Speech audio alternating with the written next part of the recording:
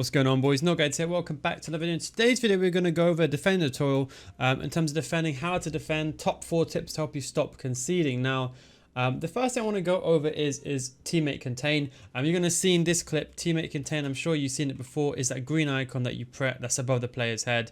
And you can activate it by pressing the teammate contain button. Now, default, that should be R1 or RB on your controllers. For me, it is circle. And that's because of an old school PES layout that I play. So my tackle button is actually X. There's actually a benefit for that. So make sure you check out my controller settings video to understand why the benefit is of having that on X.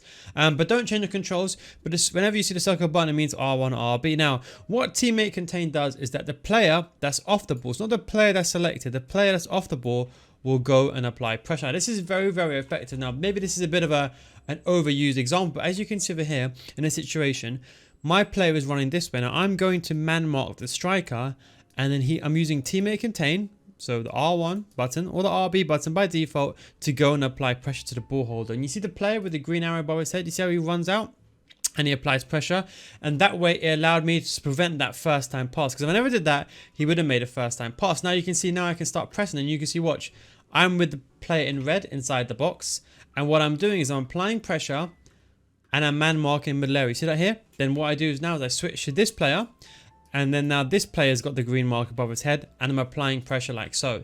And then I switch back to Mbabu again. And this is obviously on a higher level. Switch back to Mbabu, and I use Fred to apply pressure, so that way you can't pass to, I think that's Takura on the edge of the box. You see that? And then I apply pressure from Mbabu on the right hand side, so I'm applying pressure so you can't make the pass going backwards. And then after I realized, okay, there's a chance for him to make a pass going forward like that, I then man mark that pass lane and use teammate contain with my other player to apply pressure, and then I ultimately win the ball. So at the end of the day, it's a bit complicated, but the most important thing is you use it to fill a space. So if you're not sure what to do, manually control the player, like the player in red, run back and use teammate contain to apply pressure. That way you can man mark the area manually and not worry about AI having to mess anything or ruin anything for you. Don't forget, you hold the R1 button, and basically you can hold it, and as you can see, the stamina curve on the green arrow, it goes down, and once you run out of stamina, is depleted, it should be flashing red. So that's one thing to use. Do not forget teammate contain. Another quick tip I want to talk to you about is holding the line. In case you're wondering, when I'm playing on stream, I normally run out my center backs. Do not play that way. I'm just testing the limitations of the game, and that's why the reason I'm playing that way. Your back line or your back four should never ever be out of shape. In fact, I can almost guarantee you now, this is the most simplest thing. Don't move your back four out of position, you will concede way less goals. That I will guarantee you. The next thing is anticipation. The best advice I would say is hold the line. So if, for example, you see there's someone like this running in behind, don't try to intercept the ball by pressing L1, switching to that guy, and trying to close it down. It's not worth it. Let them come to you. And that is the best advice. And the best advice I say to you is hold the line. So you can see when the Dharma gets the ball and he runs towards me, I switch player to Godfrey, but watch, I don't actually run towards him. I just edge myself towards the ball to where the ball is going to be. Do you see that? And then I press the X button, which is for me the tackle button. For you, circle will be the tackle button or B.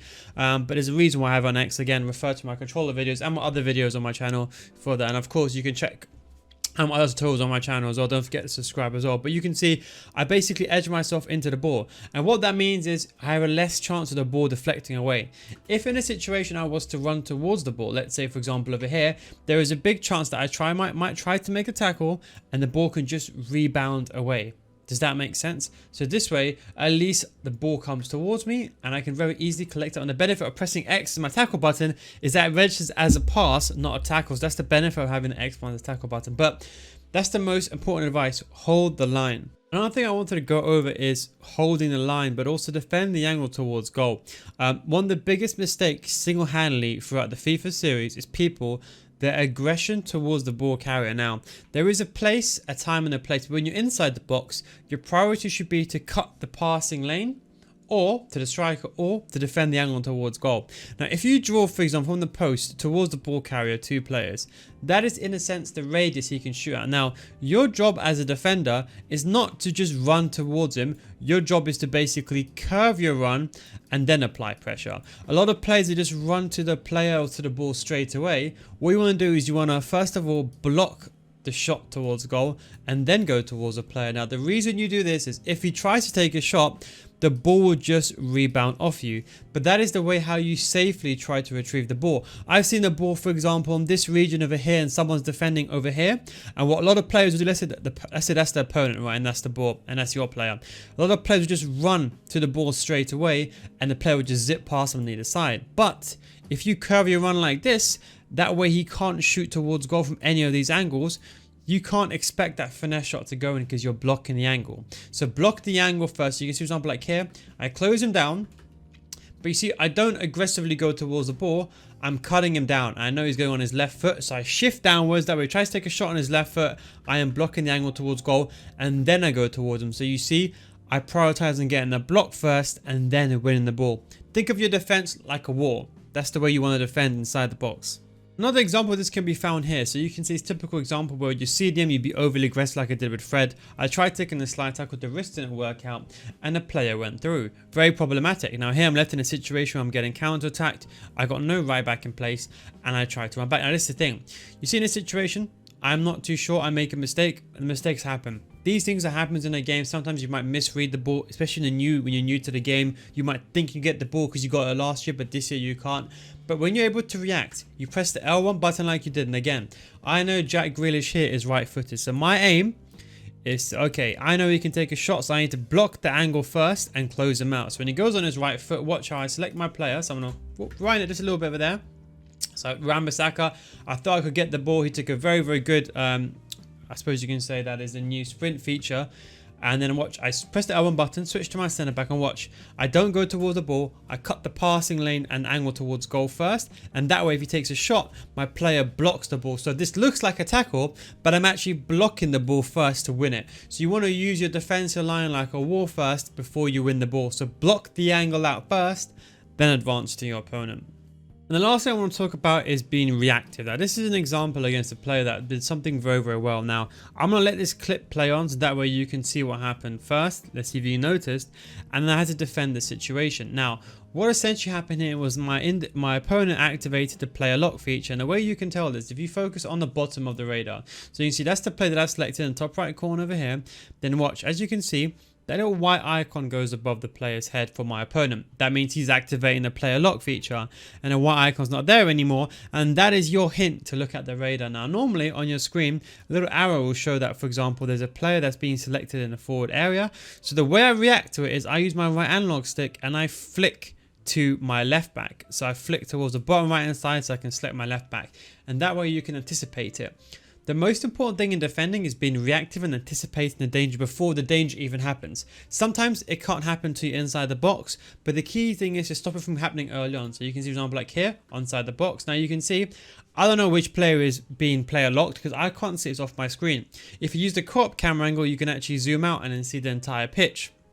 But I can't see that. So I select my left back, as you can see on the radar. And as you can see with my controller, even though I can't even see my player on the screen, I'm actually running back. As you can see, I'm running back with my player off the screen to prevent the player lock feature, because I know he's going to do a driven through ball down the wing. He does a driven through ball. And as you can see, I'm there to intercept the pass. Now, had I not have done that, that individual would have gone through, and this individual was doing it the entire game, but had to be reactive. I had to know when he was doing it, and I had to run back, move that player out of position, so that way the ball doesn't take me down the wing. Otherwise, he'll be through on goal one-on-one, and as you can see, had my player not been there, there's a player running into the back post, and that very simply could have been a driven cross goal, driven pass, and would have been very simply a goal.